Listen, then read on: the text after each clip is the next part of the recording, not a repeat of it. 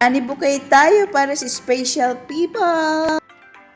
Hello mga ka-cheers. Kumusta na po kayo ngayon? Ano na ba ang ating pinagkakabalahan at ginagawa? Okay ba tayo sa alright? Masaya ba tayo? Or busy? Ano man po ang inyong kinakaharap sa ngayon is samahan niyo po muna si Madam Chair sa vlog na ito. At tayo ay gagawa ng food bouquet at money bouquet kung ano po yung available na narito po sa bahay. Kaya tara! Let's go!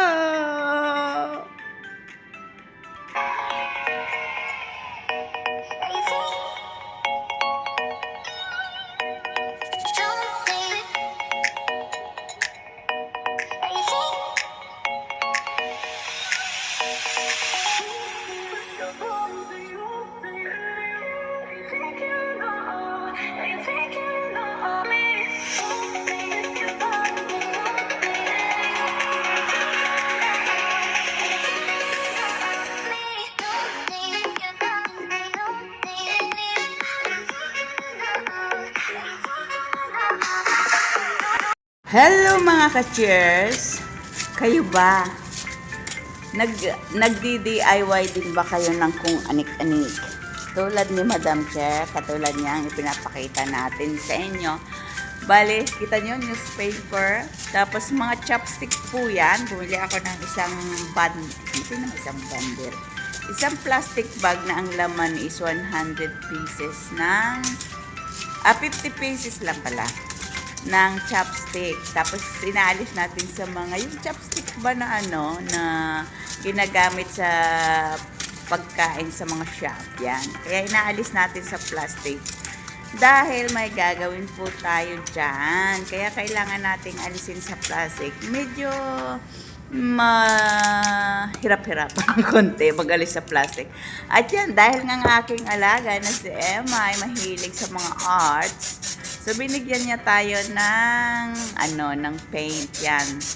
Hindi natin alam kung saan natin gagamitin. Kaya yan, nakita ko why not na i-paint dito sa mga chopstick para hindi ko na siya babalutin ng kulay green pag atin na pong ginawa, pag atin na pong ginamit. Kaya yan, bali isang can na lang, yung medium size siya na na green color ng paint. So yan na po ang ating ginagawa.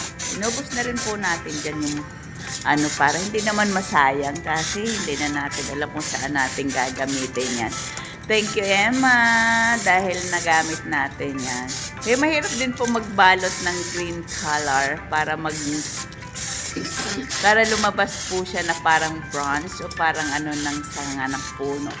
Kaya yan, prinas na po natin siya para kulay green na talaga. O diba?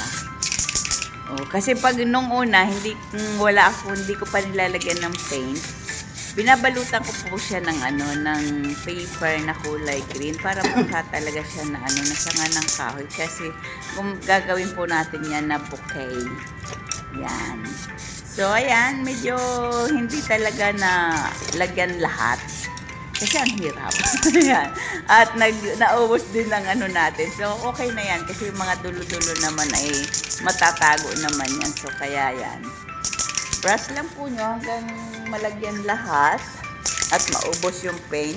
Ayan, na yung ating hover na vacuum. At so, atin na po yung patutuyuin muna pagkatapos nating mag-brush. Patutuyuin natin mga 24 hours. So, yan na po. At tuyo na siya. Ginamit na natin yan. At ito po yung ating pantatlong ginawa po yan. Pantatlo na po yan. May mga stock tayo dito. Mga seaweed, lollipop, square chocolate, kape, at saka yung kulay green. Ano nga ba yung kulay green? Yung parang, parang mais. Ito naman, mga bigay po sa atin yan na na mga flower na plastic. Kaya may ginawa tayong bouquet. Ayan. O diba? 100 HKD po yan. Ang ating inilagay dyan. Tapos sunflower. Oh. Yan. Yan ang huli nating ginawa. So, ipapakita po namin ko po sa inyo kung kanino ko po yan ibibigay at kung bakit natin ginawa. Kaya samahan nyo naman po ako kung paano po natin gagawin ito. Madali lang kasi wala naman talaga akong idea. Kaya lang siya na napapanood ko ba sa mga reels, mga YouTube na gumagawa sila ng ano. Ginaya ko po. So, yan. Nakagawa naman tayo. Nakita nyo yung chopstick, may kulay green na. O, diba? Yun ang dahilan kung bakit in-spray natin kanina yung mga chopstick. Kaya, yan na si Chocolate nagbabantay. Sabi naman siguro nito, ano na naman ginagawa nitong yaya ko? Ganun eh. Kaya, yan. Diba ang cute? At paki-comment down below kung papasa na ba sa inyo yan. O mga ka-cheers, nagustuhan niyo po ba yung dalawang ipinakita ko sa inyo? Siyempre, nagpo-practice pa lang si Madam Chair dyan. Di pa talaga magaling na magaling. Kumbaga yung mga tao, di ba? Ayan na ang finished product natin. Di ba ang cute? Saan ka pa? Mga ano lang yan. Ito na ang celebration ng ating bibigyan. Bali, naghanda lang po ang bawat isa sa amin ng mga food, katulad ng cake, bigay po yan ni Madam Banji Fornasdoro. Yan naman pong decoration ay galing kay Grace, kay Leonora, kay MJ yung masarap na paborito nating palabok. So, yan. At yan na, happy birthday na at kain na blow your candle. How old are you na? At syempre, may ibibigay tayo. Ayan, diba? Ano kayang ibinulong ni Madam Chair dyan? Hulaan nyo nga po kung anong ibinulong niya doon sa ating celebrant. Bakit may bulong pang nangyayari? Ay, ganon. So, picture-picture. At syempre, masaya tayo at natuwa naman siya sa ating ibinigay sa kanya. Sabi nga yung effort. Diba si Grace? Diba nagtinginan sila? Akala nila fake yung ating perang ibinigay. Hindi po. Totoo po yan. Kaya nga po tayo bumulong eh. At yan ang pangalawa nating ginawa. Simple lang siya. Madali lang naman pong gumawa. Marami tayong mapapanood, marami tayong nakikita sa YouTube o maging sa reels ng mga ganitong pagkakaabalahan natin. Siyempre, hindi na tayo mag-iisip kung ano ba ang ireregalo natin sa ating mga mahal sa buhay. Mayroon ka lang bills, kahit ano yan, $10 bills, $20 bills, $50, $100, $500, or $1,000. Pwede na po yan gawin nating mga bouquet.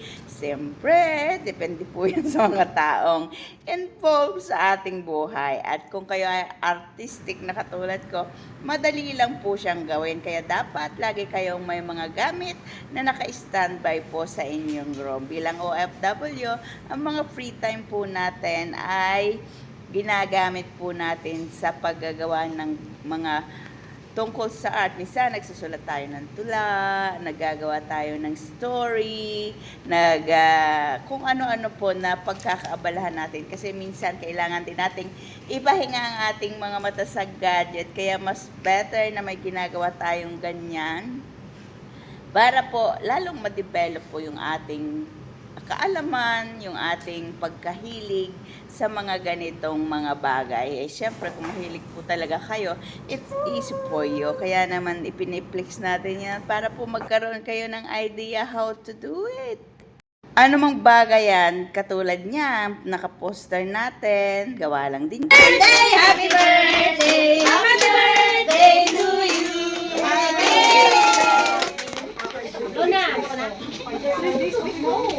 Thank you. Happy birthday, Lo. Pasensya ka na sa nakayanan. Wow, dami pera! Dami pera! May secret. Dami pera! Laki naman. Ay, bakit Happy birthday. Happy boyfriend? Ay, ang ganda naman. Hindi to fake? Tingnan mo ka, Piki, ha? Sampulan natin. Oy, thank you, Ate Che. Kailangan kami-kami lang din ang nagmamahalan, ang nagbibigayan. So, why not start on their special day, di ba? Mag-e-effort nga lang tayo dahil siyempre kung gagawin natin, ano talaga tayo ng time, effort para po magawa yon. Kung bibili naman po natin, siyempre hahanapin natin kung ano yung wala pa sa kanila dahil bilang OFW, kumbaga, may sweldo naman po talaga na natatanggap. Kaya nagkakaroon din po sila ng mga gamit o ano. Kaya for the meantime, may naisip ko po na yung ganito ang ibabahagi ko sa mga OFW yung katulad ko pag nagdaraos ng kanilang kaarawan. And we are very happy na happy ang lahat. Kahit hindi yung my birthday, naging happy rin sila sa outcome ng ibinigay natin. So, abangan niyo po ang susunod natin na pagbibigay. At siyempre, aalamin natin kung ano ba na naman ang maiisip ni Madam Chair sa kanya pong mga ibabahagi, diba? Kailangan lang natin mag-isip. Sa bagay sa panahon ngayon, bibihira na po yung wala kang alam kasi napakadaming pwedeng panoorin, pwedeng pag-aralan, na-depress pa siya. Kaya naman, wag na po tayong samarin na mag-google. Hindi lang yung panonood po ng kung ano-ano. Dapat natututo din po tayo para matagdagan po yung ating mga kaalaman. Diba? Kahit man lang yung sa pagluluto, is a good habit, lalo na sa mga OFW kasi isa po yung pagluluto ang malaking factor para po tayo ay magustuhan ng ating mga employer. At siyempre yung OFW. Kaya ano pang inaantay natin? Umpisahan na rin natin na maging maars para po may mga ginagawa tayong tulad nito. At siyempre malaking kagalakan sa mga taong binibigyan natin ng ganitong money bouquet o food bouquet. So, abangan nyo po yung mga susunod kong gagawin dahil meron pa po tayong mga magdaraos ng kaarawan. Kaya naman, kung nagustuhan nyo po ang aking binahagi, mag-like, love, comment down below kung ano pa po ang gusto nyo makita sa ating ibabahagi sa ating mga vlog. At syempre kung hindi pa po kayo friend ni Madam Chair, paki-subscribe naman po ang subscribe button para po lagi kayong updated sa mga nilalabas natin na mga videos. At huwag na din natin kalimutan i-hit ang notification bell para po laging updated kayo sa Madam Chair channel. Kaya naman sa mga kapwa OFW ko around the world, ingat po ang lahat. At syempre, pakishare na rin po ang video natin para po marami ang makapanood. Maraming salamat po and God bless us all. Take care everyone. See you next vlog. Smile always.